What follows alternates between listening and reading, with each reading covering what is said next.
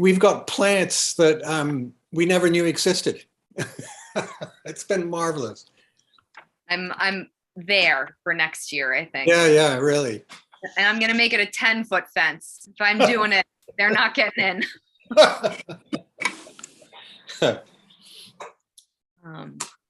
Might want to go down a bit too for bunnies.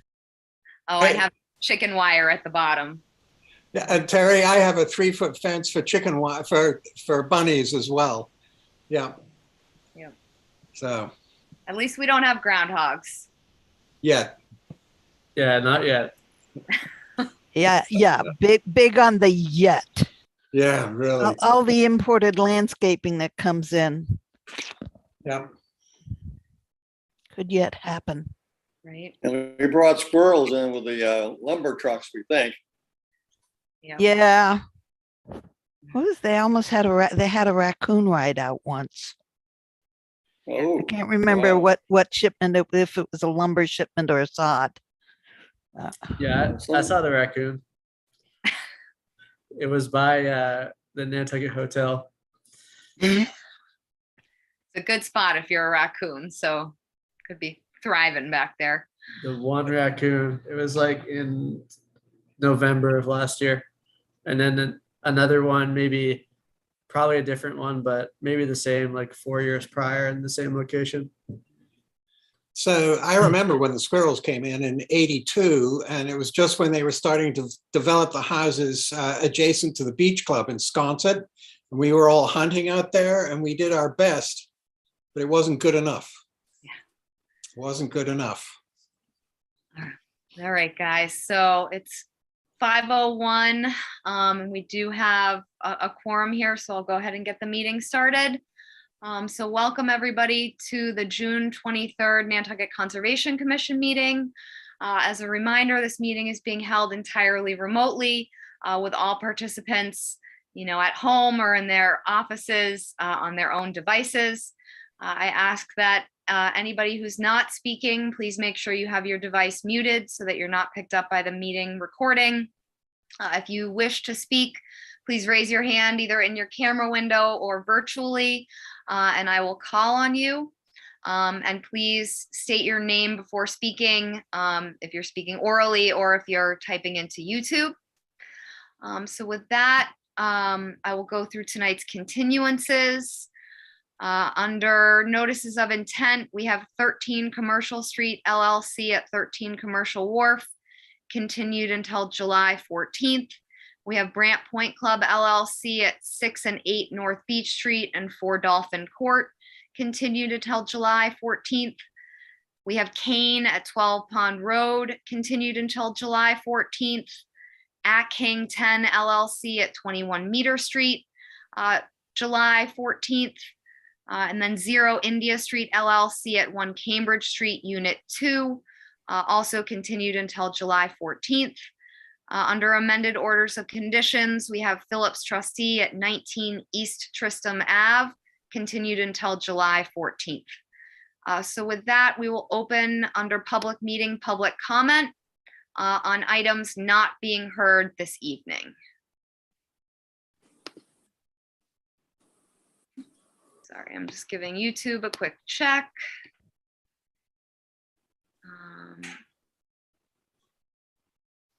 So we just have a comment from Burton Balkind wanting to follow up about faces being on the screen while commissioners are in a remote meeting. So he mentioned last time about the importance of having cameras on. And he also thanks Maureen for her service. So thank you, Burton. It looks like we have a comment from RJ Turcott. Yeah, I'd just like to second Spruce and thank Maureen. Thank you so much for your service. You've done great work on this board, and I hope you're not a stranger. So thank you so much. Thank you, RJ. It'd be hard for me to be a stranger. Anybody who knows me, I'm not exactly a hermit. So thank you. Yes, so thank you. So looks like that's our, oh, Jeff. I was just going to add on to Burton's comment. He sent a contact last time And we sent away for some information. Then I also asked for some kind of clarification on that from town administration, or if town council had any information on that. It may be a moot point soon because we may be going back to in person, depending upon what happens at the State House in the next week. But we'll get that answered definitively and get that to you guys once we have all of that info. Thank you, Jeff. I know I would obviously prefer if everybody were on camera as well. So hopefully we'll get that answer. Thank you for looking into it. So if there's no more public comment, we will begin tonight's meeting under notices of intent. We have the Lehrman Dynasty Trust at 18 Washing Pond Road, represented by Mark Ritz. I believe we also have Dan Malloy on for this one. Yes, good afternoon. Mark Ritz from Site Design here with Dan Malloy, representing the applicants at 18 Washing Pond. We've been before you guys a number of times on this one. At the last meeting, I believe we discussed some access improvements, beach stairs, etc., to allow access across the groins. And we left it basically waiting for input from town council to answer commissioner questions about the grandfathering issue. It's my understanding that we haven't received any comments at this time, and just would sort of like to get an idea from the commissioners of where they stand on this currently, because I think this is our third meeting waiting for town council comments, possibly fourth. I can't quite remember, but it's at least our third. So we'd really like to get some direction at this point with how this is to proceed, because we feel we've waited for quite some time now for comments. Thank you, Mark. So Jeff, is that true that we don't have kind of a town council opinion at this point? No, we haven't gotten it back yet, and I do apologize for the delay. Town council have been working on a couple other issues for us. We had the Lily Street matter that was kind of at a preliminary court thing that was taking up some time. And there was some other issues. Obviously, there was the other court case that was kind of being actively tracked as well. It just hasn't gotten done. It wasn't from lack of effort. It's just from other things that were in line in front of it. So I would expect it to be forthcoming here. But we're hopefully we'll have it soon. Okay. You know, I am concerned with kind of our lack of ability to get town council opinion, not just on this matter, but on a variety of issues, you know, and sitting in the Superior Court case this week, you know, there was a question about our representation, and the judge said, well, they're represented by town council, you know, very definitively. And I thought, yes and no. You know, like we need the ability to get in touch with them within the 2-week span between our meetings. And I do think that's becoming more and more of an issue for us. I don't know how other commissioners feel regarding Mr. Ritt's question, you know, where we stand without town council opinion. I do agree it's not fair of us to continue for this applicant for weeks on end. So I don't know how other commissioners feel. Mark, and then Ian. Yes, thank you.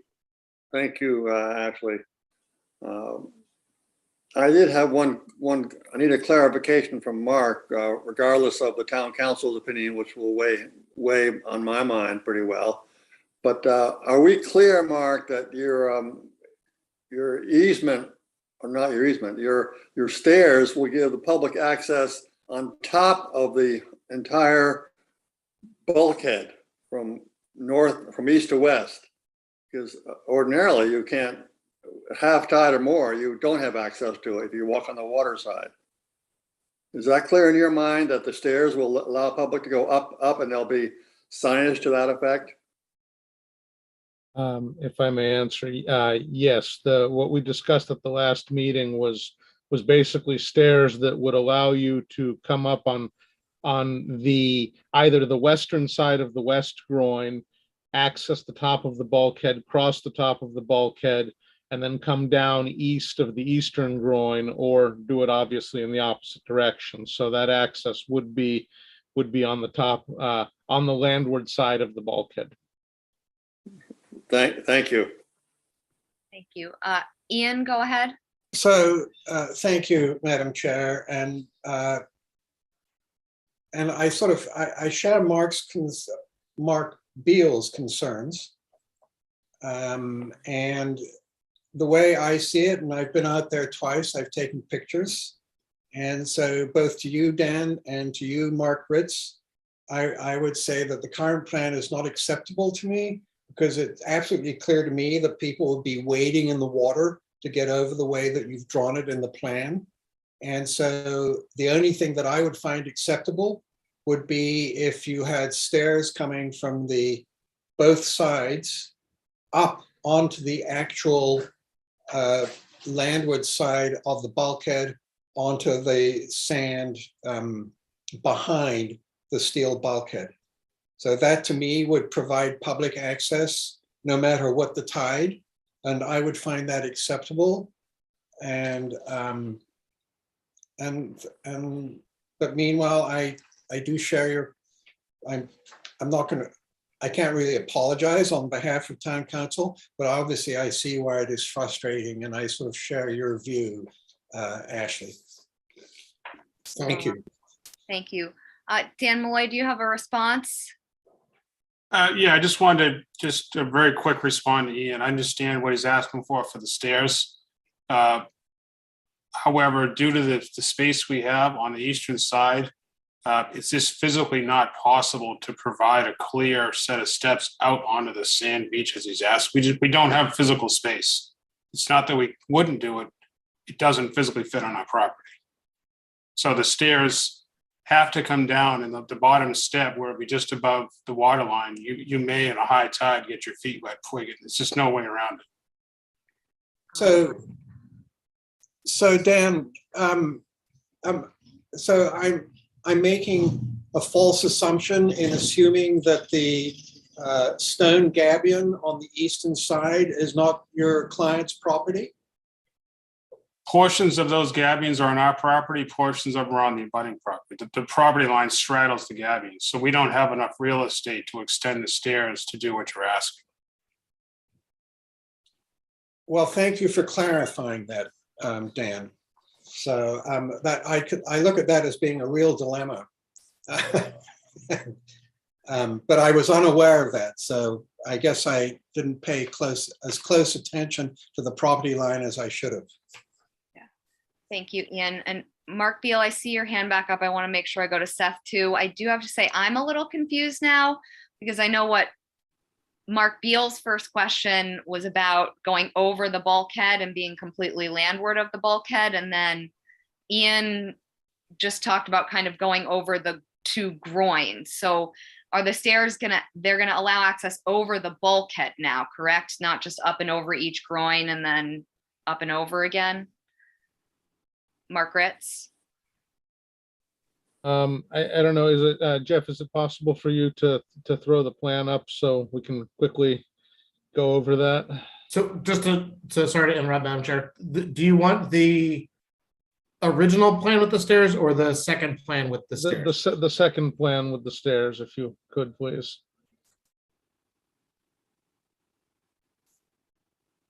And if you can zoom in a little bit for us.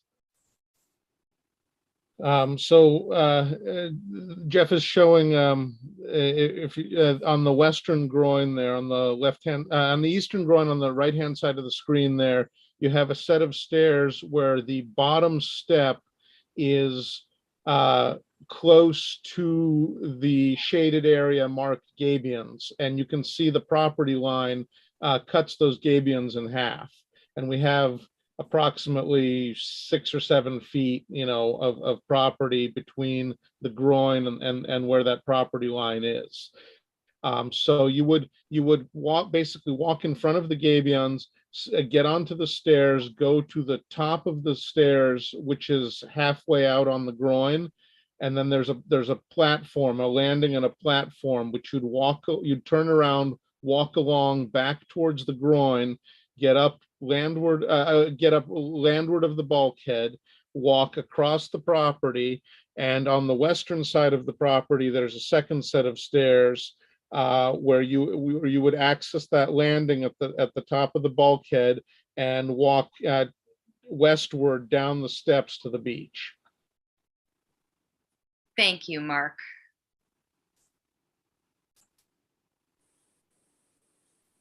That visual is definitely helpful. Seth, your hand had been up. Yes, thank you, Madam Chair. And to Mr. Ritz or Mr. Malloy, last meeting, there was a technical question about the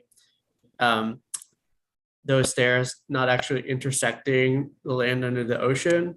So there was a discussion that you would have the stairs actually be on top of the groin so that they're not touching the land beyond mean high water. I don't know if that's referenced in the plan that we have right now. I'd ask for that to be edited. I mean, I think it's really a note rather than anything else, but is that something you're still willing to do? Mark Ritz, go ahead. Yes, that's something that we discussed, basically attaching the stairs to the groin so that bottom step would be, the bottom of the bottom step would be at the mean high water, at the mean high water elevation, so that it wouldn't be sitting in land under the ocean. It would be floating, basically floating just above the ground.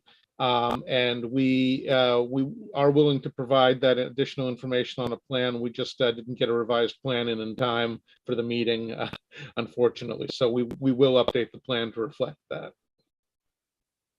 Thank you. I mean, I do think technically we need that updated for the submission. And then if I may, Madam Chair, in response to Mr. Ritz's original question, I certainly agree that it's not only unfair to require them to continue to wait, but we also have a regulatory responsibility to not hold applications open longer than they need to be. So I'm annoyed as well that we can't get town council's opinion in a suitable timeline, but we were all appointed to uphold the regulations as we interpret them, and I think we should just do that. If town council is not going to back us up and give us an opinion, then that's the job of this board to act as we see the regulations fit and see what comes next. Thank you, Seth. Mark Beal, I'd seen your hand up.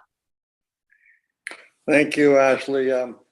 Yes, I share all our joint concern for town council, but I also share the concern for these multiple hearings because the stairs have been subject of revision several times, and that's been cause for delay, and they're still not right from my standpoint. On the easterly end, particularly, as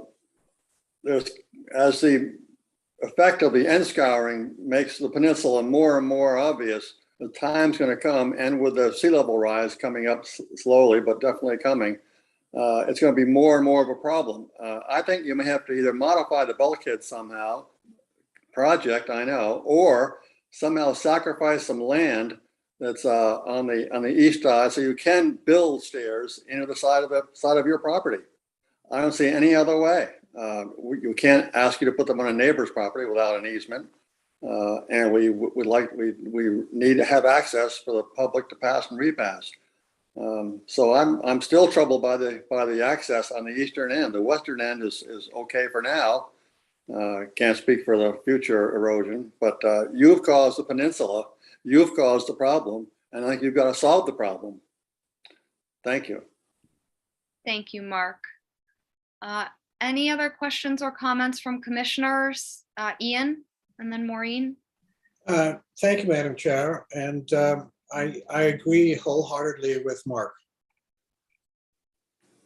Thank you, Ian. Maureen? Yes, thank you, Madam Chair.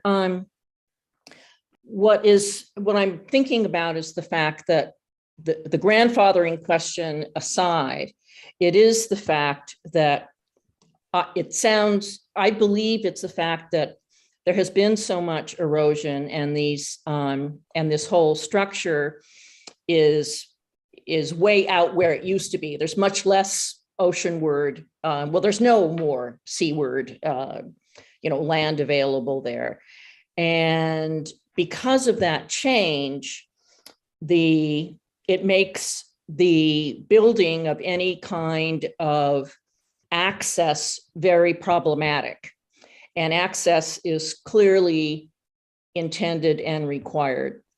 So, putting aside the grandfathering issue, I think that we must have what Mark was asking for, to have a very clear way of moving from the west to the east as well. And that really grandfathering doesn't come into it. I mean, it's clear and admitted that there is a responsibility to maintain public access. And unless public access can be had without swimming or I think that, or having to get very wet because it's not intended. I don't believe it says it's intended. Public access is for everybody. And so I think you must provide it in a way where people can get there, by simple walking. And it's only going to get worse. And if it's already up at knee high at high tide, then we already have a problem, which will only get worse. So I think that is the real key. So that's my view on that. I think we have to get that no matter what town council says. And of course, I think that town council I think this has gotten egregious. This isn't the only issue we've asked for help on. And I think I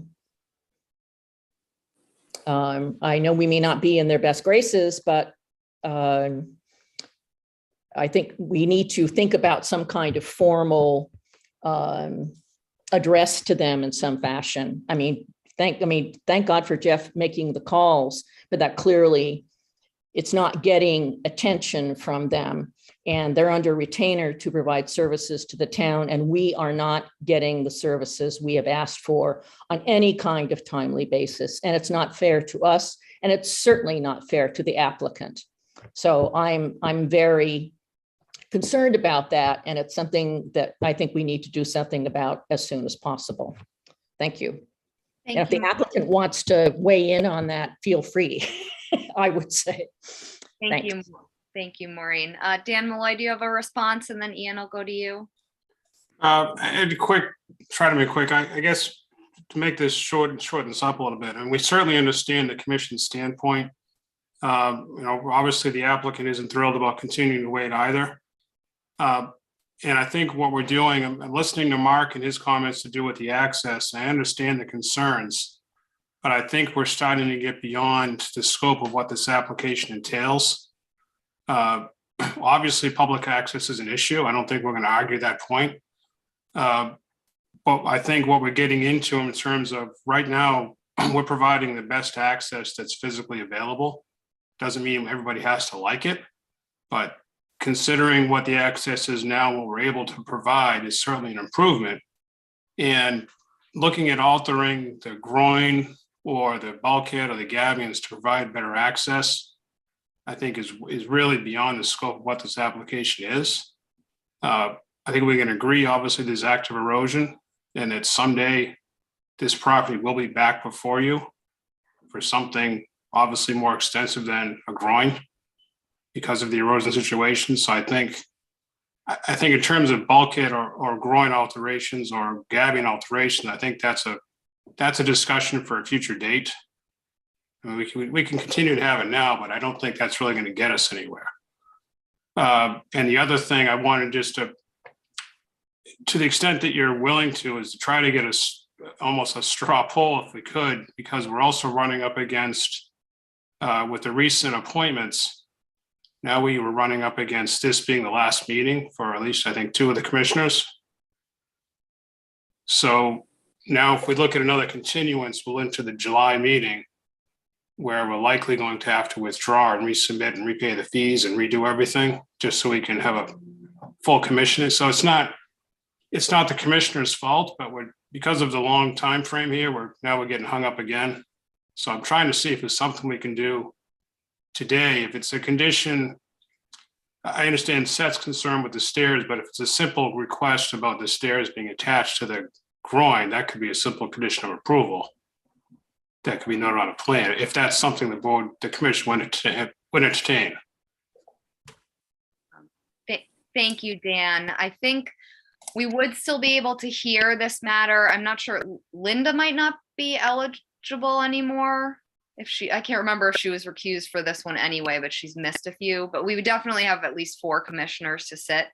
I know that's not a full commission, but we could still hear this matter in July. Ian? Thank you, Madam Chair. Linda certainly weighed in on it and did not recuse herself. And I was cut short last time, drawing attention to what I consider was a statement she made that I disagreed with. But this is a very awkward situation. I don't feel quite as, I don't judge town council quite as harshly as perhaps you are, Maureen. I may be wrong, but I feel that this is a very important decision, or our request to weigh in on whether or not this bulkhead is protected under Chapter 91 when it has no function. From my standpoint, and I believe your standpoint, is an important decision because going forward, because there are a lot of bulkheads now that no longer are protecting pre-78 buildings. So, and which brings me into a quandary, because Dan, I hear what you're saying, and yet I don't want to render our request for council moot if we came to a decision. And, you know, we could deny your request, or we could ask you to modify the stone gabion so you could put stairs in within your property line. You know, ideally, I would like your client to cooperate so that we had proper public access, because, I mean, we all know, I think at this point, that there's a tide line on the bulkhead that is 4 feet above the sand. And so I don't feel like wading up to my chest to get around it at some point, because, I mean, clearly that mark on the steel bulkhead, it's not like it's been sandblasted in. It's nature showing where the average high tide line has been on that bulkhead. So, I think this is a real quandary at this point. So, damn it, sorry. That's all I have to say. That's all right. I know I should be making a solid judgment. But I tend to feel, you know, I'm starting to stutter, which is a good sign to stop. So, thank you. Thank you, Ian. Jeff? So I do want to clear a couple things up, because I think we're kind of skating around some things. While I personally agree that public access is an important issue, is, you know, we look at the interest that the bylaw is protecting here. recreation, which is kind of what covers this, kind of walking component, is an interest that's protected by Coastal Beach and not by Coastal Bank. But straying into Chapter 91 is kind of leaving the lane of the Wetlands Protection Act and what our jurisdictional authority is. And it, it's something where, I've reached out to Waterways and talked to them, and obviously, they feel that if there are significant changes that require an amendment, that's something that, they can take up under their process.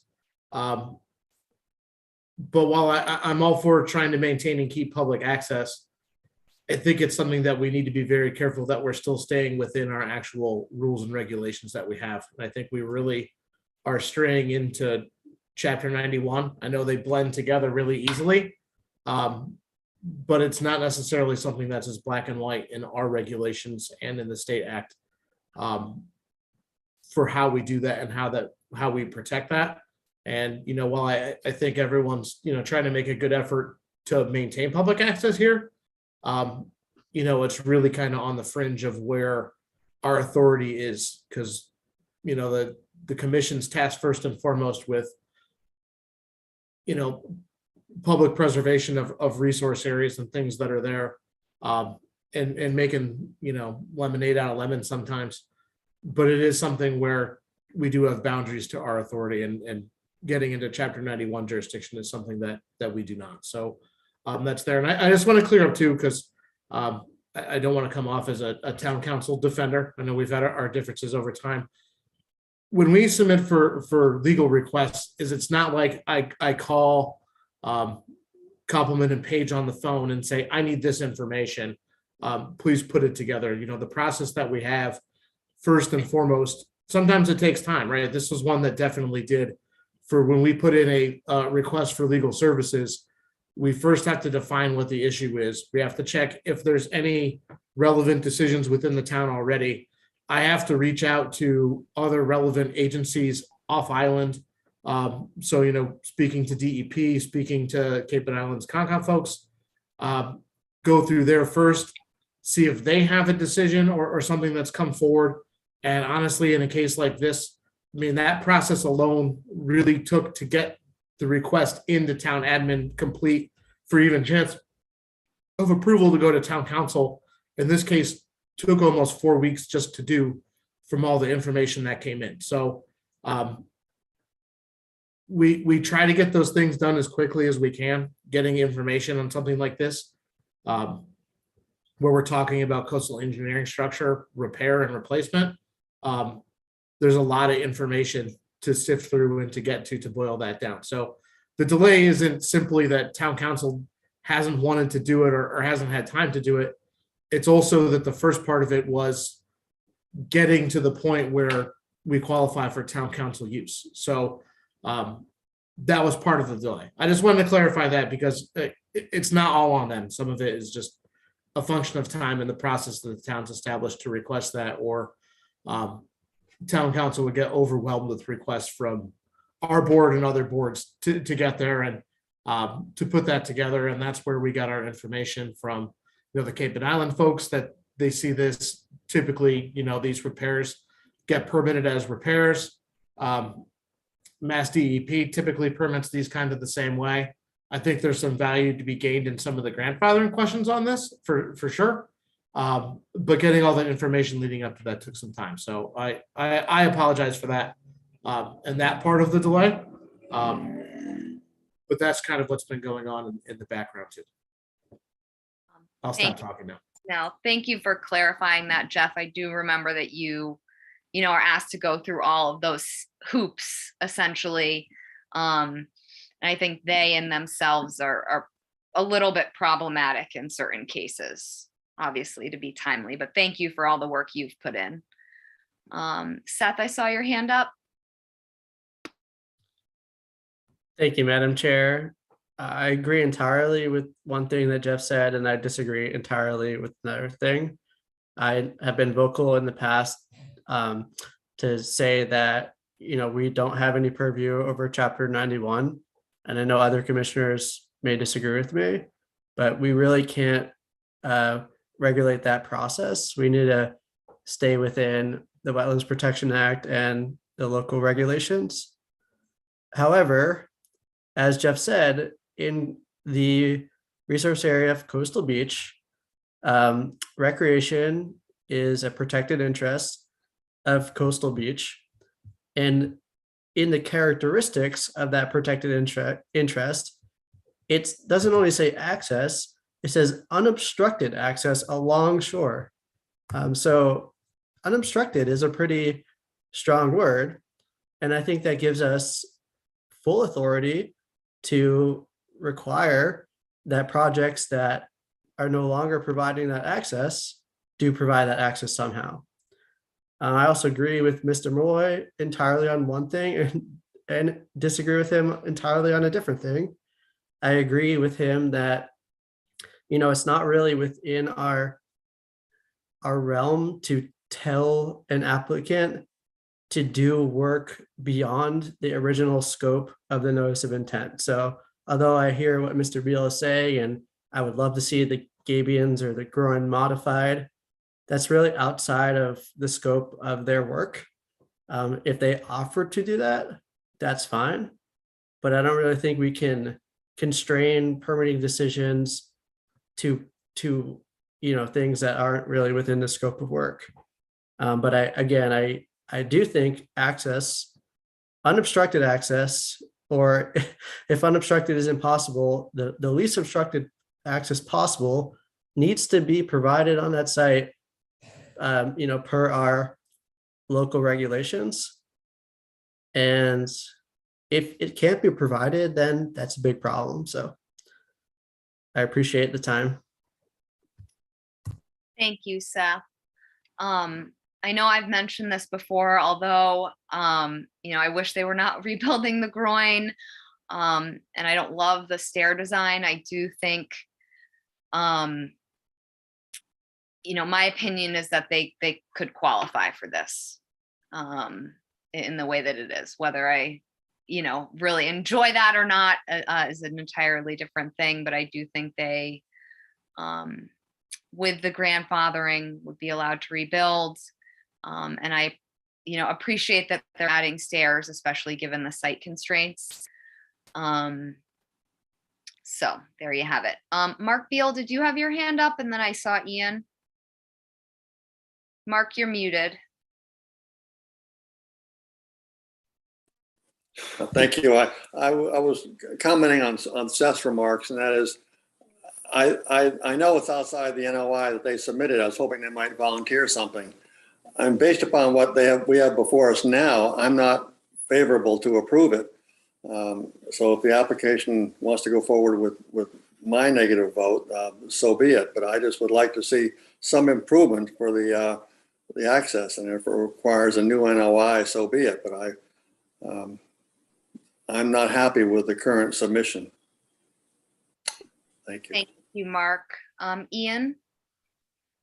Thank you, Madam Chair. So from my perspective, as when Seth emphasizes the public access, the unobstructed public access, where Chapter 91 comes in, and this entire debate was when the applicant's lawyer said that the structure itself was entitled to protection, even though it's blocking access because of the Chapter 91 license, which is why I asked, from my point of view, for an opinion from town council, because I don't understand why it should be entitled, why the bulkhead itself should be entitled to protection when it should be removed so that there can be unobstructed public access.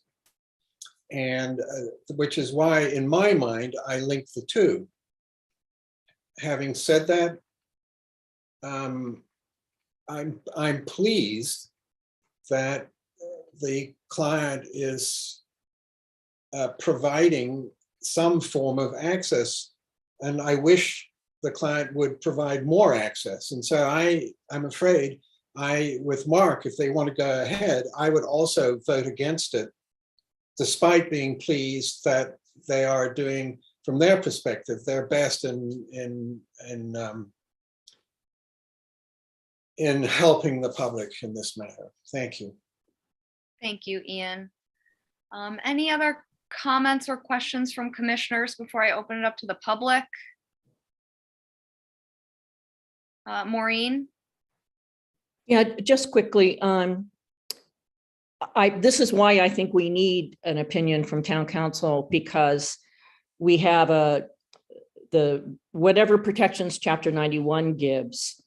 We also have the clear language of our bylaw about unobstructed access, which is what I was trying to describe as is very often Seth did a better job.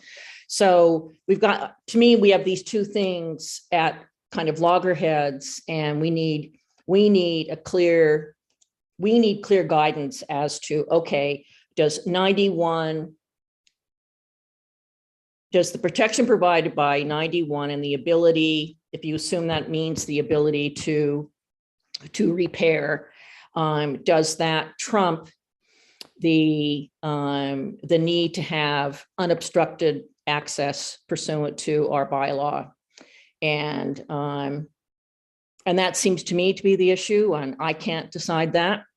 So I would like for us to get a clear legal opinion about it, or if there's some way that the applicant can use its own land to create access that does not involve obstruction by the sea itself. So that's where I come out on it. Thank you, Maureen. Mark Ritz? Yes, I'd just like to, we've had a number of comments and discussions now, starting with Commissioner Engelberg, discussing the performance standards for a coastal beach. I would just like to point out that certainly at least Commissioner Golding has been making an argument that we don't in fact have a coastal beach present on the property. So if there's no coastal beach, if there's no area above mean high in front of the bulkhead, there's no coastal beach present, and there's no resource area subject to those protections. That said, I think, we're looking at, we either have a beach or we have a bulkhead which is acting as a coastal bank directly interacting with the waters. But that said, it sounds like several commissioners would still like to see some additional information from us and would like to see additional input from town council. So I think that we have honestly little choice but to probably go ahead with a continuance until the next meeting and try to resolve some of these issues further with the commission. Thank you, Mark. I appreciate your understanding. Ian, I see your hand up, and then Seth, I'll go to you. No, Ian, you're muted. Just to compliment Mark on his slantendicular legal approach to what, I would cordially disagree with both how he summed my arguments up, as well as, the fact that it would be a totally artificial doom if we went along with you. But anyway, I'm sorry we can't resolve it in a timely fashion. So thank you, Madam Chair. Thank you, Ian. Seth?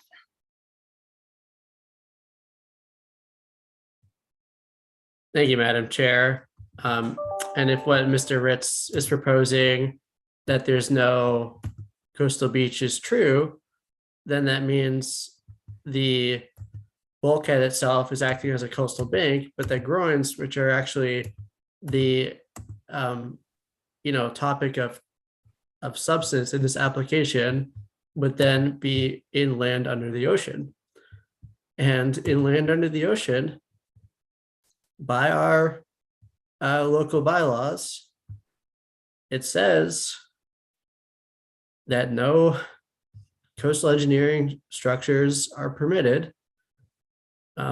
So I think in trying to make the quandary better, you've made it worse. But I think that, there's definitely a coastal bank on site. It's the bulkhead. There might be coastal beach and there might not be, but even though that access performance standard only exists in Coastal Beach, I would venture to say that the performance standards over common land under the ocean are more restrictive than the ones in Coastal Beach. So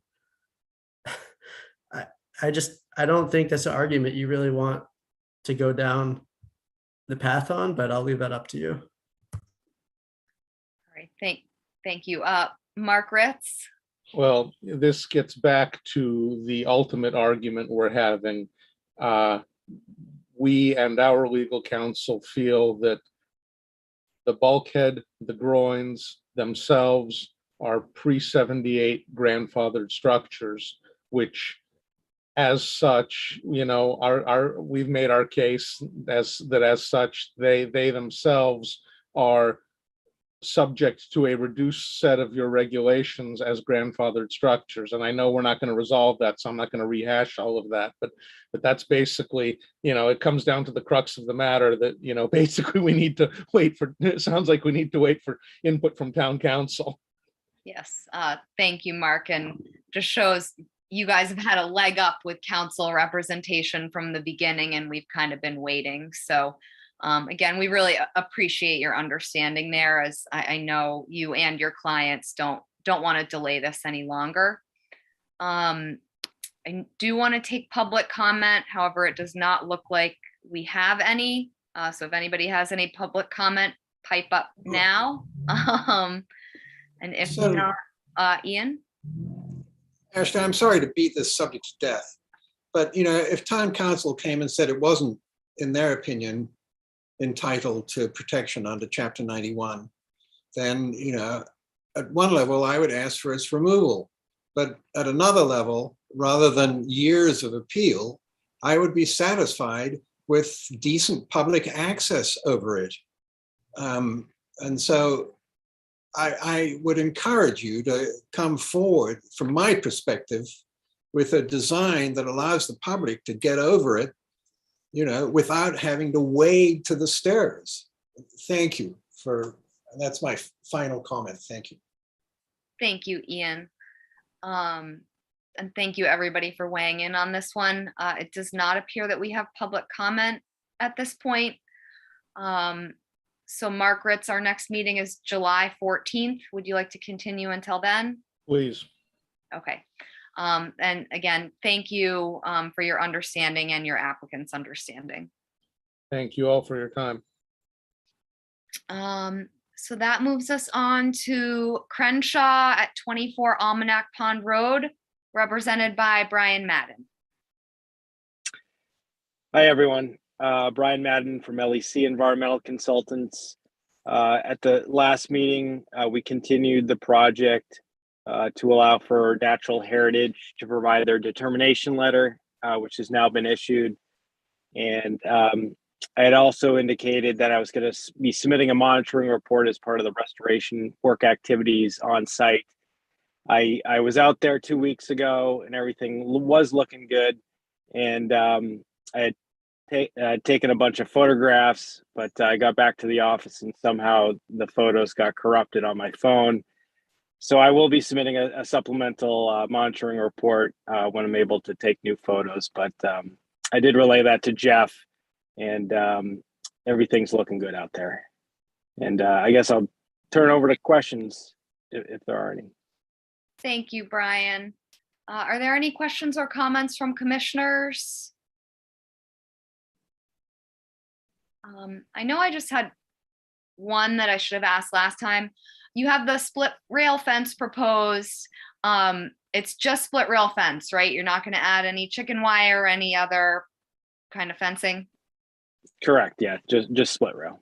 Okay, perfect. Well, if there are no questions or comments from commissioners, we'll open it up for public comment.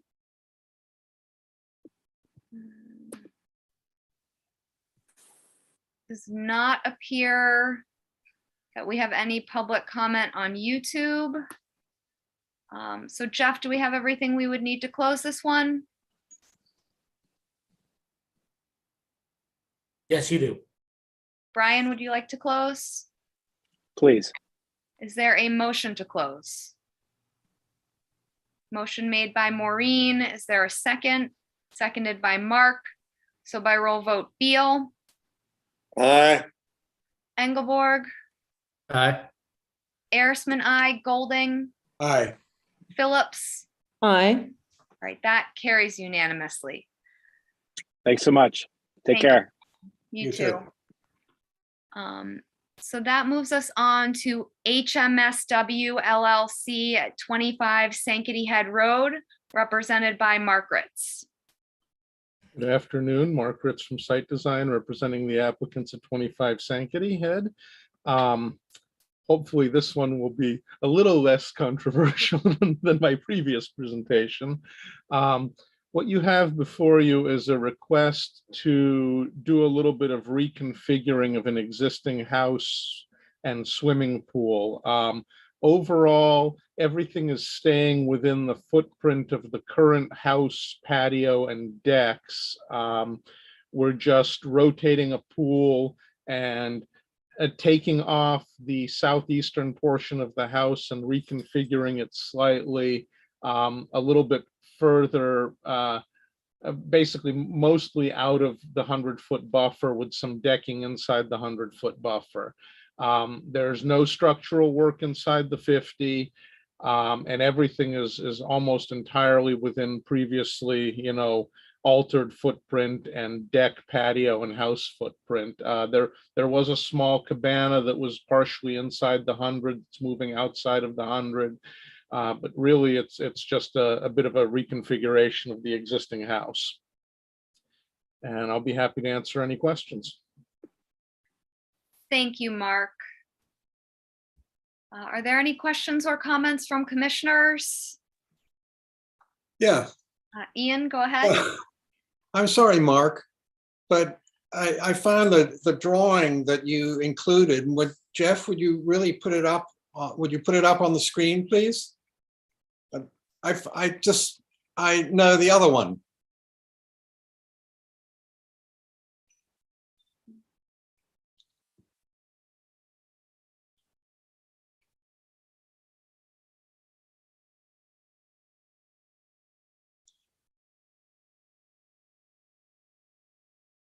So that isn't the one I've got that I'm looking at. It's the one on the next page.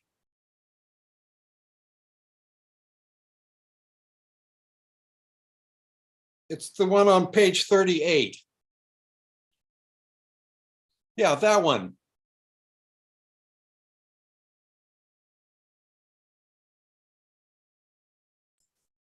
Do you want this plan, Ian, or? Well, it's the one this that plan? has boxes everywhere. No, not that one. Is that the one on page 38?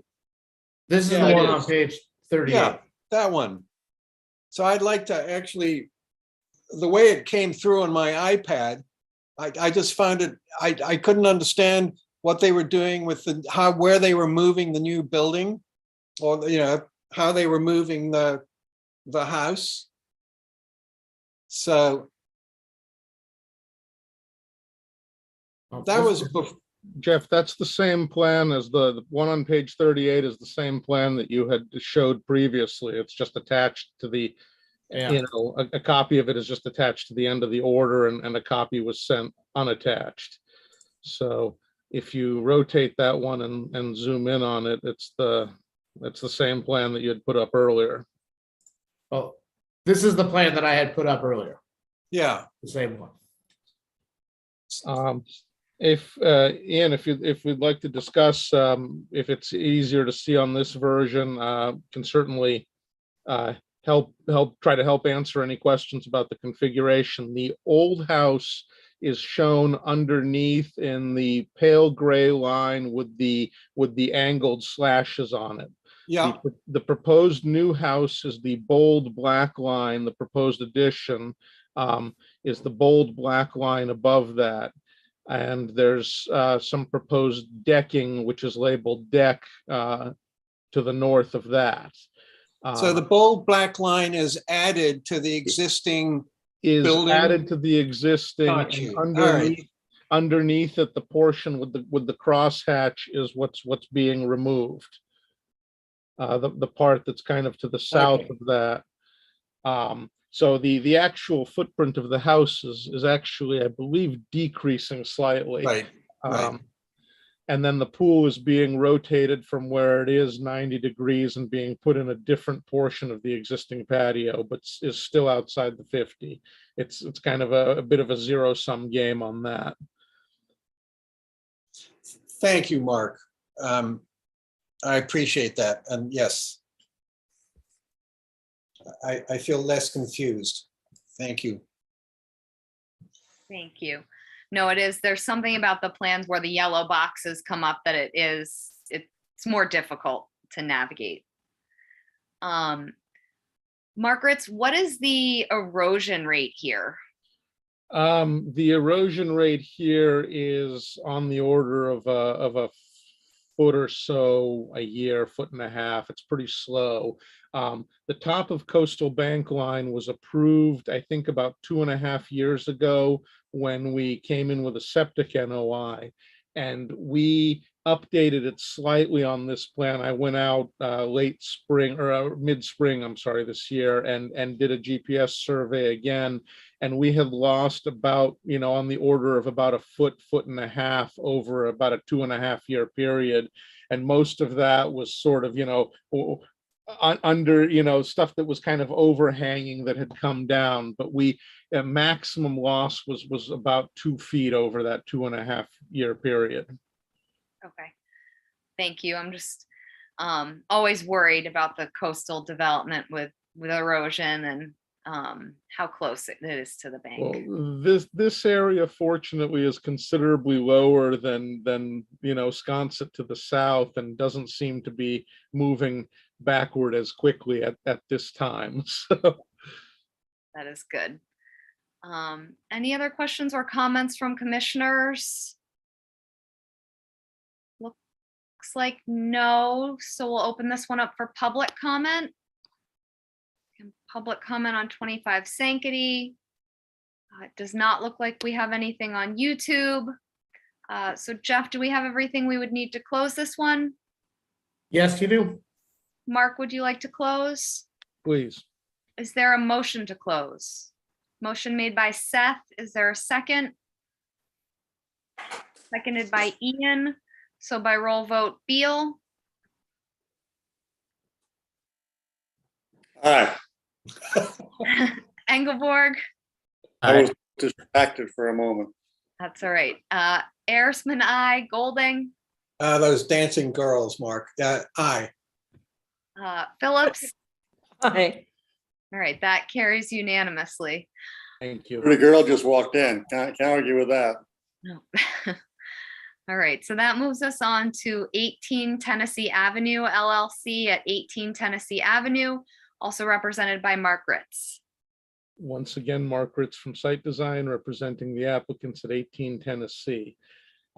This is a straight septic upgrade. This commission, or a version of this commission, approved this a number of years ago. It was never constructed. So we are back with a new notice requesting septic upgrade. If you will look to the upper right portion of the plan, it shows the existing leach trenches straddling the wetland line, which Jeff is indicating there, which I'm sure is not something the commissioners like to see. So what we are proposing is to put a new leach facility outside the 100-foot buffer in the lower left-hand corner of the plan. The only work within jurisdictional areas will be the septic tanks and the plumbing. Everything is outside of the 50-foot buffer. Parts of it are in lawn, parts of it are in vegetated areas, but it's the only places we could fit the tanks and the plumbing to get the leach field out of the wetland and out of the 100-foot. With that, I'll be happy to answer any questions. Thank you, Mark. Are there any questions or comments from commissioners? Seth? Thank you, Madam Chair. So what happens to the existing leach facility? Is it removed or is it just stay there? Mark Ritz. Typically, we would just abandon it in place, we would disconnect all of the connections to it and abandon it in place. If the commission really wanted us to, we could go in there and dig it out, but that would require fairly extensive, disruption of vegetation and soils. So, typically they're just left in place. And if and when any portion of it, weathers out or becomes exposed, it would be removed. It's not going to be contributing any more nutrients to the wetland or anything like that. It'll just be sitting in ground. Seth, go ahead. Sure, thank you. So I would like us to condition that if it becomes exposed, we do have it removed.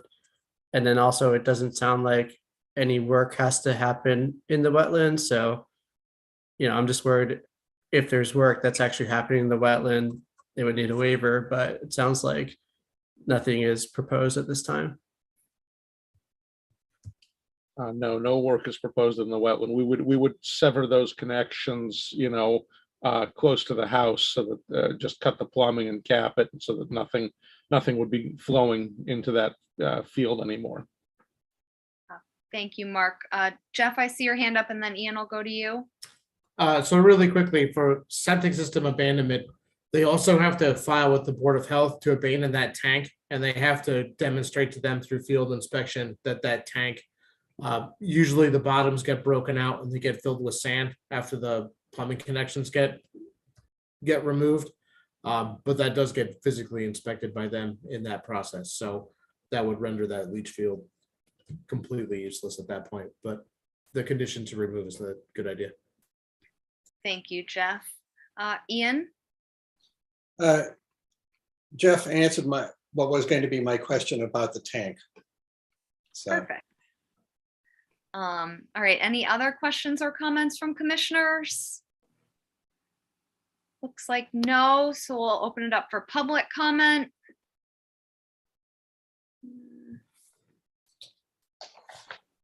Does not appear that we have any public comment at this point. So Jeff, do we have everything we would need to close? Yes. Mark, would you like to close? Please. Is there a motion to close? Motion made by Mark. Is there a second? Seconded by Maureen. So by roll vote, Beal, Aye.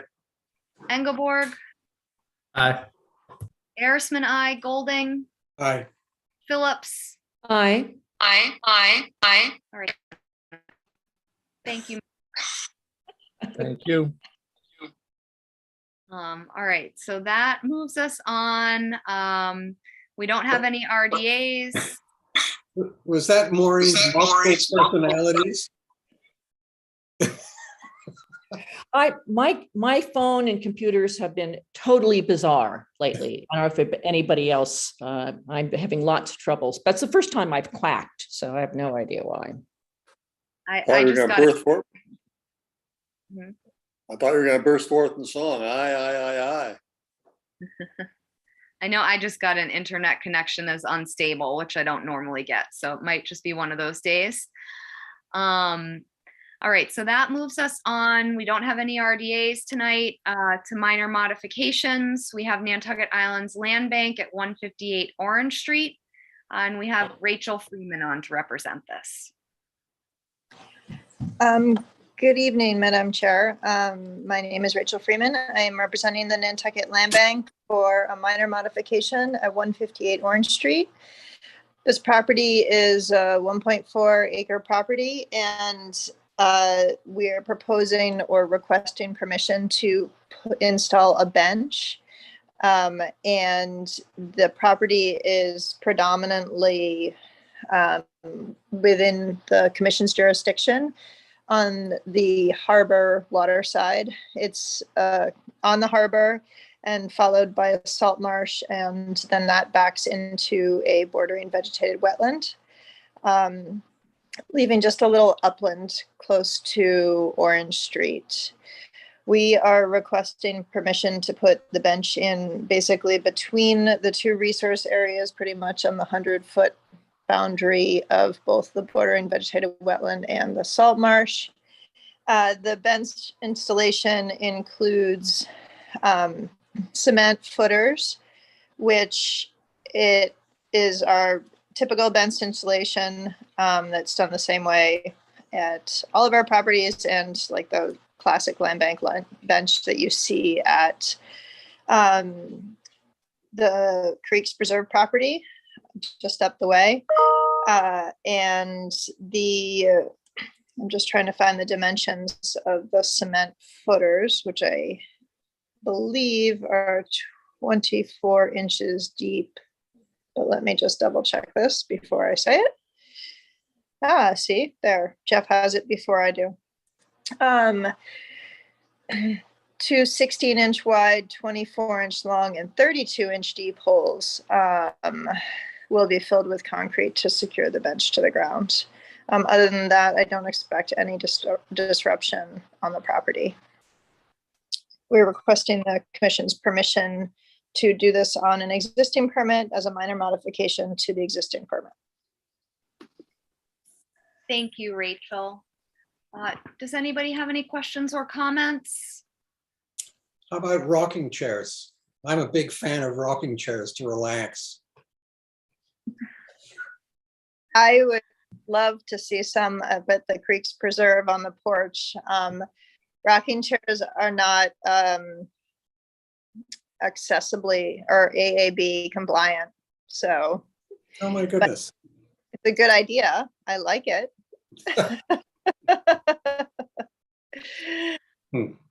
Point well taken. Well, thank you for humoring me, Rachel. Yep. Seth, I saw your hand up. Sure. Thank you, Madam Chair. And I'm glad to see this submitted, although I'm not even sure it really needed to be if the only proposed modification is outside any of our jurisdictional resource areas. But I have experience installing these same benches as well, and they're heavy duty and they last a long time, and it's a great design. So I'm all for it. Thank you, Seth. Jeff, do we have everything we would need to issue the minor mod? Yes. Okay. Rachel, I'm assuming you'd like us to issue tonight? Yes, thank you. Would somebody like to make a motion?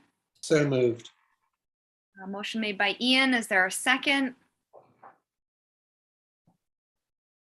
Seconded by Maureen. So by roll vote, Beal, Aye. Engelborg, Aye. Arisman, aye. Golding, Aye. Phillips. Aye. That carries unanimously. Thank you, Rachel. Thank you. And that moves us on to certificates of compliance. We have Stevens at 45 Starbuck Road. So Don asked if I would cover this one for him. He didn't want to be on for just a cert. It was for the installation of a pool and patio and to relocate some septic tanks. From the as-built plan in our site inspection, we would say it was constructed in compliance and would recommend that it be issued with ongoing conditions 19, 20, and 19, 20, 21, and 22. Those are for the chemical treatment of the pool with kind of date restrictions. That treatment stopped 3 weeks prior to any draining or discharging. That the pool should be drained or discharged by truck to an area outside of the commission's jurisdiction, and that all lighting shall be directed downwards away from the resource area. Thank you, Jeff. Does anybody have any questions or comments on this one? Looks like not. So if not, would somebody like to make a motion to issue the cert with ongoing conditions 19, 20, 21, and 22? Mark is making that motion. Is there a second? Seconded by Ian. So by roll vote, Beal, Aye. Engelborg, Aye. Arisman, aye. Golding, Aye. Phillips. Aye.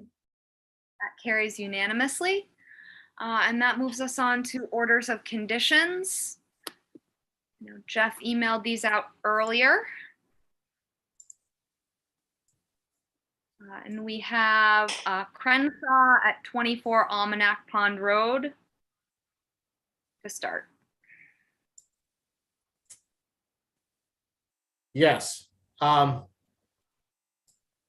Again, the pool is outside of jurisdiction, so I kept it in the finding that the proposed pool is outside of the commission's jurisdiction, but may not be drained or discharged into the commission's jurisdiction as a finding.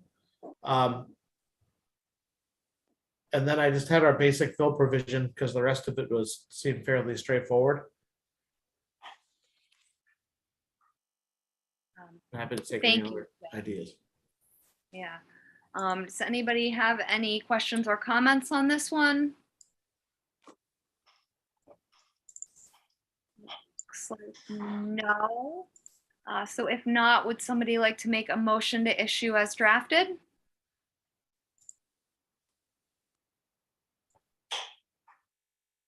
Oh, Ian, were you making that motion? I was so moved, Madam Chair. My apologies for being muted. Oh, no problem. And then I'll give Mark the second on that one. So by roll vote, Beal, Aye. Engelborg, Aye. Harrisman, I, Golding, Aye. Phillips. Oh, I think you muted yourself, Maureen. Did you say aye? Okay, No, come on. Aye. all right. One aye. Only one. Okay. These computers, we've had enough of these remote things. All right, so that moves us on, that carried unanimously, and that moves us on to HMSW LLC at 25 Sankaty Head Road. So for this one, I included kind of our new pool conditions that we've been using. Within our fill condition that we've had. But other than that, I didn't really have anything. Thank you, Jeff. Does anybody have any questions, comments, amendments? If not, would somebody like to make a motion to issue as drafted? So moved. Maureen, I'll give you the motion, and Seth, I'll give you the second. Sure. So by roll vote, Beal, Aye. Engelborg, Aye. Harrisman, I, Golding, Aye. Phillips. Aye. That carries unanimously. And I can't tell. I think my internet is having some like funny delays. So that moves us on to Tennessee Avenue LLC at 18 Tennessee Avenue. Pretty straightforward. So I did add from our discussion while we were working here, a condition 20 that reads, should any portion of the abandoned septic system be exposed, it shall be removed by the applicant. Thank you, Jeff. Seth? Yeah, thank you. And I appreciate that. But I am a little concerned given where the location of that facility is. You know, like it's within the wetlands. So if that does happen, they'll need some consideration about how to stabilize the wetland temporarily while they do that removal work. So I don't know if we could condition, Jeff, that you have an on-site meeting with them to discuss that before they do that work. Yeah, I think we'll just change that to read, should any portion of the abandoned septic system be exposed, it shall be removed by the applicant following. Sorry, bad grammar there. An on-site meeting with commission staff.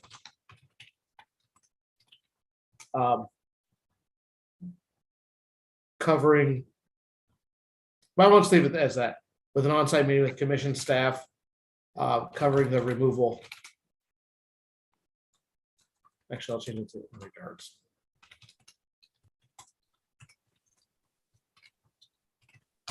So I think we'd say, should any portion of the abandoned septic system be exposed, it shall be removed by the applicant following an on-site meeting with commission staff in regards to the removal work. Should we have something in there about potentially filing a new NOI? I'm just worried, like if it's a challenging enough removal, Well, we so might. if it starts to, for what's out there, right, is those leach trenches are, for as old as they are, there's going to be a perforated PVC pipe that if it exposes, I don't think that there would be, I don't think it would take a lot of effort or disturbance to get it out there if it's done correctly. I can't imagine that it would be a major undertaking if it gets to that point. Probably because it would fill with water too, if it, based upon where it is. But just given that it's just that pipe, I wouldn't sense that it would take a whole lot of effort to remove. And then you wait for the next pipe to come in too. Okay. Thank you, Jeff. Ian, I see your hand up, and then Seth, I'll go to you. Yes. Can you hear me? There's traffic outside. So should we condition it with applicant or subsequent owners? Since we're talking about in the future when they may have sold the property, or is that a given that it includes subsequent owners? So any order of conditions to become valid, Ian, has to get recorded against the title. So until there's a certificate of compliance that clears it from the title, whoever owns that property is subject to those conditions. Thank you for clarifying that, Jeff. Thank you, Madam Chair. Thank you, Ian. If I may, that is known as a covenant that runs with the land. Thank you, Maureen. Write that down. Thank you. Seth, I'll go to you. Thank you, Madam Chair. So in addition to the on-site meeting, I worry that sometimes with these precarious exposure situations, that there's a possibility of actions not being timely. So can we also require that said meeting and said removal happens within a certain amount of time after discovery?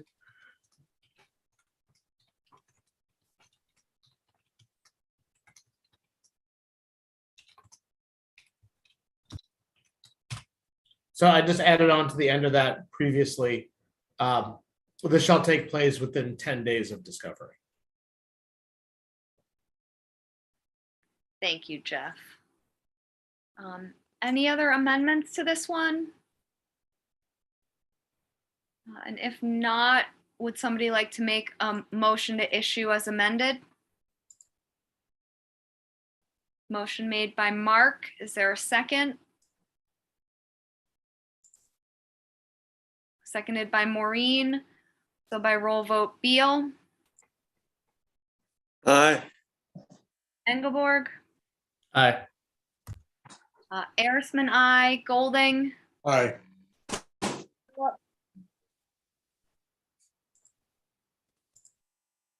I think you said Phillips, but you got cut off, so I'll say aye. I did say Phillips. I think my internet is really not great tonight. I apologize for that. So that carries unanimously. And that moves us on to other business. We have approval of minutes from June 9th.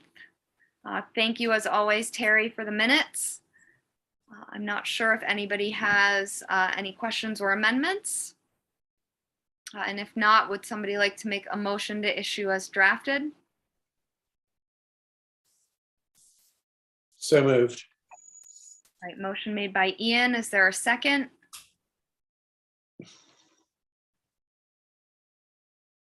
Second. Seconded by Maureen. So by roll vote, Beal, Aye. Engelborg, Aye. Arisman, aye, Golding, Aye. Aye. Phillips. All right, that carries unanimously. And that moves us on to discussion of regulatory update. Sorry, this was just for me to have it on there. I still am putting that stuff together from our last discussion, but I should have it to everybody tomorrow. I just got kind of harangued with the holiday and losing all day Tuesday to court. So I'll have it to everyone hopefully tomorrow with everyone's revisions from last time to look at. Okay. And then kind of speaking to that, should we be scheduling a meeting for next week, you know, for sitting commissioners to have one more discussion, or We can, is it it's just, up to you guys. yeah, I mean, I want to leave that out there, or we can just, you know, reply to Jeff or comment to Jeff. But what would people like to do? Maureen? I'd be fine just sending comments to Jeff myself. But if people want to have another meeting, I guess I can fit that in my schedule. No, I just want to give people the opportunity if they want. I'm fine sending comments to Jeff because I think we'll have probably Superior Court to attend next week, so we won't be off completely. I know that's optional, but all right. So send your comments into Jeff once he gets the draft, and then I guess we'll keep this on our agenda for now. Yeah. We do have an empty day next Thursday, the 30th for people. That way the last day for things. And we can decide, we can always schedule that as long as that gets posted by the identical time on Tuesday, we're good. So if everyone gets a chance, if we got a lot of comments, we can schedule that via email too. Okay. Thank you, Jeff. And thank you everybody for being flexible. So that moves us on to enforcement actions, potential enforcement actions. The only one that we have, and I apologize, I have the picture here I can put up, but we had talked about not necessarily an enforcement situation, but Commissioner Engelberg had brought up the issue at Sacajah Pond with the identification of the widgeon grass or sago pondweed, and the town's consultant for that, Ken Wagner, sent back the basis for his identification was based upon the stipule attachment to the stem, where widgeon grass is fused to the stem for almost its entire length of stipule, and sago pondweed is much less. And in the sample that he had in the photo that he sent, based upon that attachment, he identified it as widgeon grass. But we'll send that photo and stuff to folks, but he did finally send that back to us. Thank you, Jeff. Are there any questions or comments, Seth? Thank you, Madam Chair, and thank you to Jeff for following up with Ken Wagner. I have other comments once I viewed the photo. I'm not sure a single photo is a respectable diagnostic tool for aquatic submerged vegetation. Is generally done with voucher specimens, or sometimes even genetic analysis, or definitely more than one photo. But let's see the photo. Let's have some other experts who are aquatic botanists look at the photo and get a second opinion. And then let's decide what, if anything, we need to do. Thank you, Seth. I do have to agree with that. Kind of any plant identification, it can be dicey with one photo. But yes, I think let's send that around and we'll go from there. All right, so that moves us on to reports. We have crack. Nothing to report. All right, CPC. Oh, well, sorry, but at the select board meeting yesterday, the three members at large were all reappointed. And so. Thank you, Ian. CPC. We did meet this last week and we authorized spending some funds, reimbursing some of the nonprofits for their projects. So that was a 15-minute meeting, and that was it. Thank you, Mark. NP and EDC? No meeting. Okay. Thank you, Maureen. So that moves us on to commissioners' comments. Seth? Thank you, Madam Chair. I have three. The first is that I apologize because I am failing to do what I'm about to propose, but it's come to my attention that we need a condition in every single order of conditions that we write to require that all construction or maintenance vehicles related to projects are contained on the sites where the activities are happening. And this I've dealt with personally several times over the last few weeks where projects along Eel Point Road have been parking their vehicles in the Linda Loring Nature Foundation parking lot without anyone's permission, which is private property. And I know that's not unique to Eel Point Road. I know that construction vehicles park on bike paths in sort of quasi public ways all over the place. And I get there might be a lot of activity on site. You might have a lot of vehicles, but it's within our interests to make sure that all those vehicles by permit are required to be retained on site. So I'd like to see that go into every order of conditions moving forward, please. Thank you for that, Seth. I totally agree that the construction parking is out of control on island, just island wide. I do worry about our ability to actually enforce that, just because if they're parking off site on public property, it's kind of outside of our jurisdiction. I don't see how we could enforce it or that it would be a legal requirement. I mean, don't get me wrong, Seth, I totally sympathize and agree with you, but I'm thinking to myself, town council would say, you know, we can't enforce where they park. I mean, unfortunately. Yeah, I wish the town would take a better stance on it. Right. You know, and commercial vehicles can't do this. You know, they have to be on the private site. I just worry we could get into trouble with that one. Maureen, I saw your hand up. Yes, because the other thing, it's, you know, if we require them to park on site, that might also be, it's potentially damaging. I mean, not every site has lots of room, you know, for vehicles. And if we require them to be on site, then they may wind up parking somewhere where we would rather them not park, you know, on the site itself. So I guess I would agree with my fellow commissioners. I think it's a great idea. And, you know, town vehicles park wherever they want as well. You know, I live on a private road and, you know, everyone seems to think that means they can park there. So I think it's too bad, but I don't think we can do anything about that myself. Thank you, Maureen. Seth? Thank you, Madam Chair.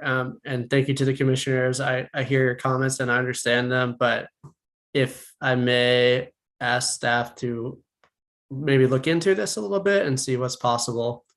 And if it's not possible, then I'll drop it and I'll bring it up with a different board who has the authority over that. But maybe we can just look into what's possible. Yes, Well, it's an definitely. Excellent suggestion, Seth. I mean, really, it's clearly a problem. I would say I'm happy to look into it and figure that out. Obviously, we have kind of boundaries to our jurisdiction a little bit. But I would definitely suggest too that you bring your concerns to both traffic safety and roads and right-of-ways and see if they have anything to say. And obviously, for anybody, if someone parks on private property that doesn't have your permission, it's absolutely within your right to also call the police and report that as a trespass. So I know that's kind of an extreme option for a lot of folks, but that option is available. But I'll definitely kick the tires on it a little bit because I will agree that between construction and just public traffic and landscaping traffic and things. There are vehicles all over the place, and they get all over the place. And the public like to park everywhere too. They think there's a path to get to where they want to go, and they'll just park. So we see it, but I'll definitely try to puzzle it out a little bit, Seth. Sure, thank you. And I This have several Nerf guns if you'd like to borrow one. No, I mean, we know what I know what our recourses are right now. This is not about recourse, it's about trying to put better planning into place. Anyways, the second comment I have is I've noticed all around the island a lot of projects with orders of conditions have done what I would consider a poor job of sediment stockpiling. I just see like big open piles of sand that are not contained in any way. They're not fenced, they're not planted, they're not tarped, they're just open. And I did go to the MACC fundamentals course about sedimentation and erosion control, and that was one of the things I said was absolutely not what you should be doing. And I think we do put in our general conditions, in orders of conditions, requirements for proper sediment storage. But I think a lot of times they don't really get followed or enforced. We need to do something to try to prevent just loose sand stockpiles at construction sites. Yes, I think that's another good point, Seth.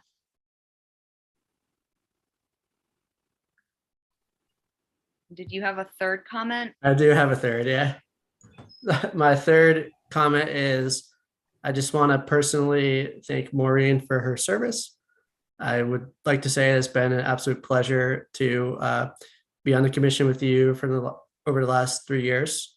And I've learned a lot from you personally. It is unfortunate that we won't have the opportunity to serve another term together right now, but I hope that you, as others have said, continue to be involved. And there's always applications every year, so it's not the last opportunity. I welcome Joe Plandowski and Mike Miserelli to the board, but I'm sorry to have to see you go. Thank you. Go ahead, Maureen. I was going to make a comment myself. So in response to what Seth very nicely said, my feelings of disappointment were certainly hugely mitigated by the fact that you, Seth, were reappointed.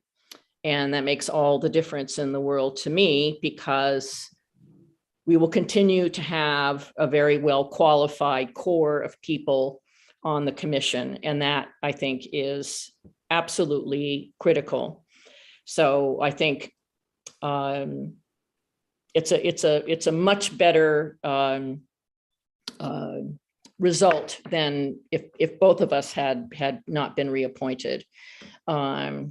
And I have understood from another one of our fellow commissioners that you can reapply after having been perhaps not reappointed for reasons other than qualifications. And so I am taking that under advisement. I would love to do this again. So I thank all of you. I have learned so much. And the camaraderie and everything. I just wish COVID hadn't taken us apart for most of my term, but I really, really appreciate it. And thank you so much. Well, thank you, Maureen. I have to echo Seth. It's just been a pleasure to serve with you. And it's a loss to lose your experience with law and your background in environmental law. And I do hope that you continue to participate and reapply. Mark? I would second that. It's been fun for me with working with you, Maureen, for the environmental law background which you bring to the board. Very helpful. Plus, your questions are always rather insightful, right to the point, which was always nice. And you would bring up issues that were important. So many thanks for that. It's been a pleasure working with you. And I hope to see you on the application list next year. And there's nothing further I can add to my fellow commissioners' praise, except big hugs, my dear, big hugs.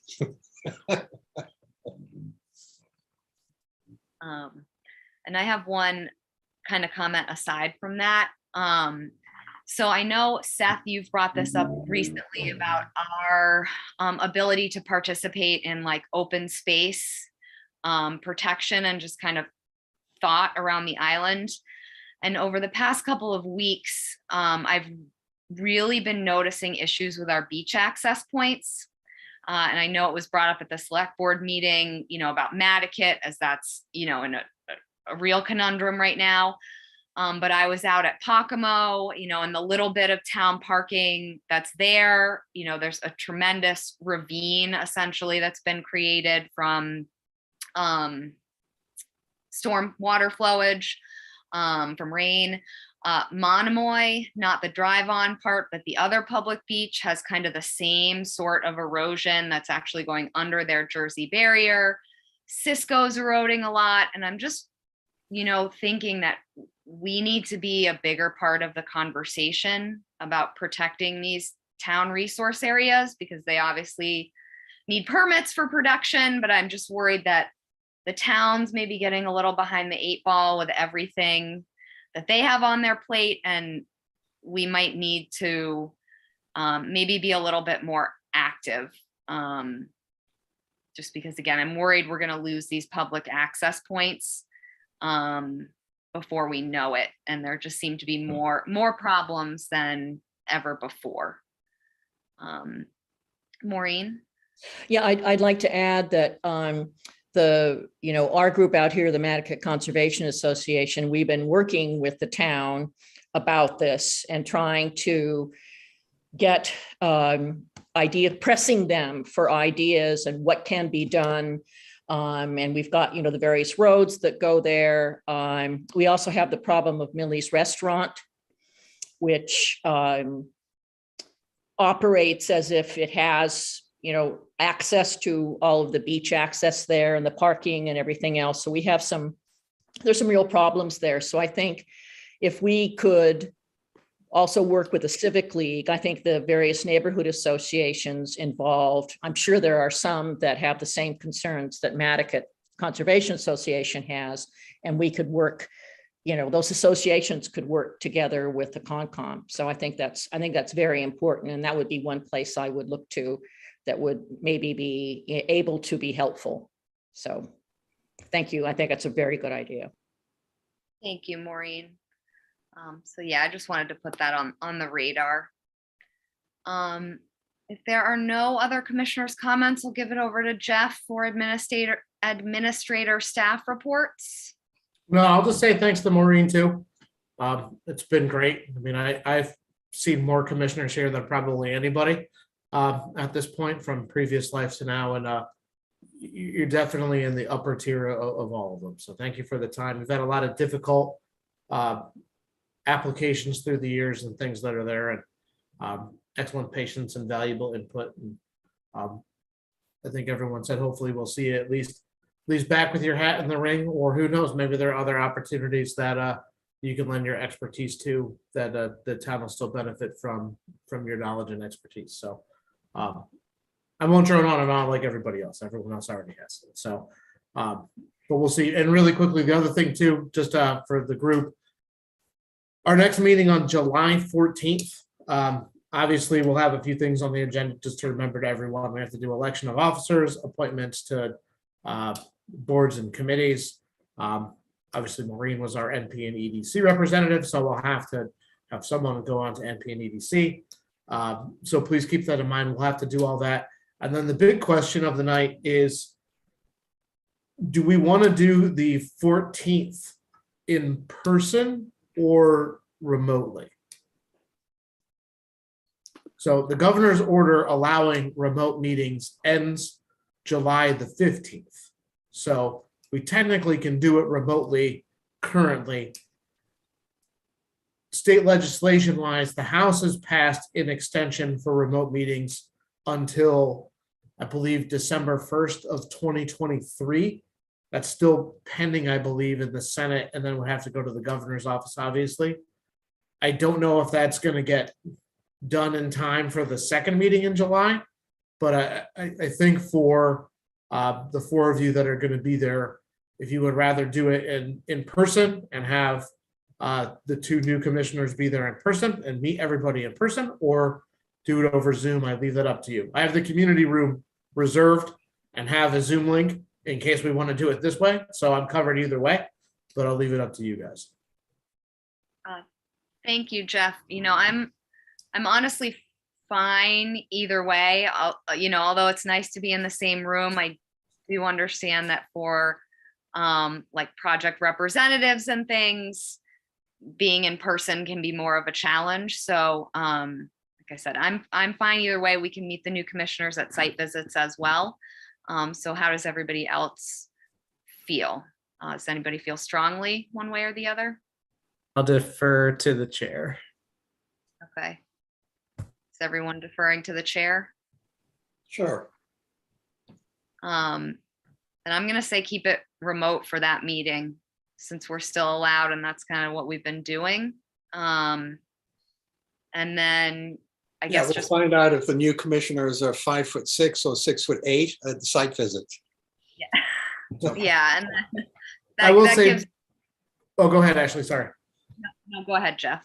I was going to say precautionarily, I also, for the remainder of our 2022 schedule, have booked the community room for all of our scheduled meetings already. So we are ready, whether it's going to stay remote or go in person from State House direction, we are ready either way. So whenever we want to switch, if we have to, we can, and we're ready. Don't have to sweat it. So that at least is squared away. Thank you, Jeff. Mark, I see your hand up. Yes, thank you, Ashley. I would prefer to meet either in person or Zoom, but not have a hybrid. I know some are considering a hybrid or half and half. I'm not sure that will be as effective as either one or the other.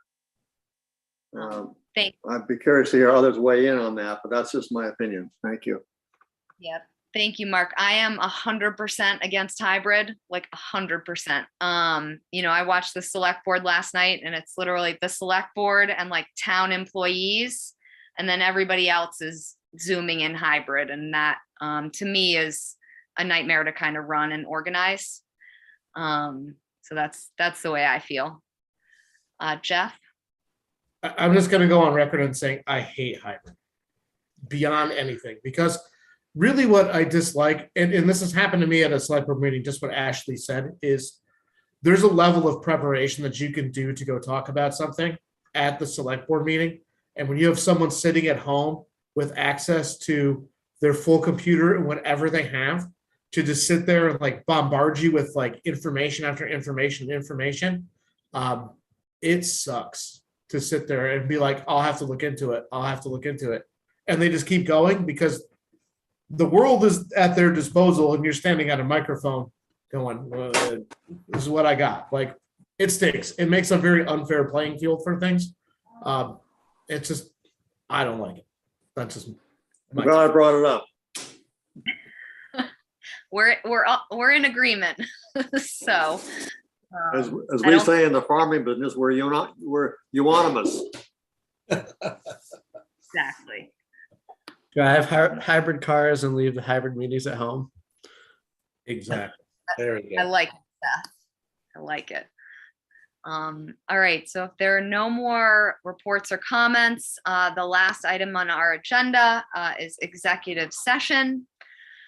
So we have two purposes to discuss strategy with respect to litigation with regard to the Sconset Beach Preservation Fund geotextile tube project removal order, SBPF versus Nantucket Conservation Commission, where an open meeting may have a detrimental effect on the litigation position of the Conservation Commission. And second, to discuss strategy related to the proposed memorandum of understanding between the Town of Nantucket Select Board and the Sconset Beach Preservation Fund with respect to litigation with the Sconset Beach Preservation Fund geotextile tube project removal order, SBPF versus Nantucket Conservation Commission, where an open meeting may have a detrimental effect on the litigation position of the Conservation Commission. We would be going into executive session with the purpose to adjourn in executive session and not return to open meeting. So somebody just needs to make that motion. Linda, actually, before you say that, is there a date for the second court hearing? It's next Friday, July 1st at 10:30. Thank you. Let's let Maureen make the motion. I think that's a good one. I so move. All right, motion made by Maureen. Is there a second? Second. Seconded by Seth. So by roll vote, Beal. Goodbye, Maureen. Well, We'll can I You're come in to the executive session? Oh, that's right. Sorry. Yeah, she's still got 7 more days after today. Yeah, Engelborg, Aye. Erisman, I, Golding, Aye. Phillips. hi. All right, so that carries unanimously, and we will see you in executive session.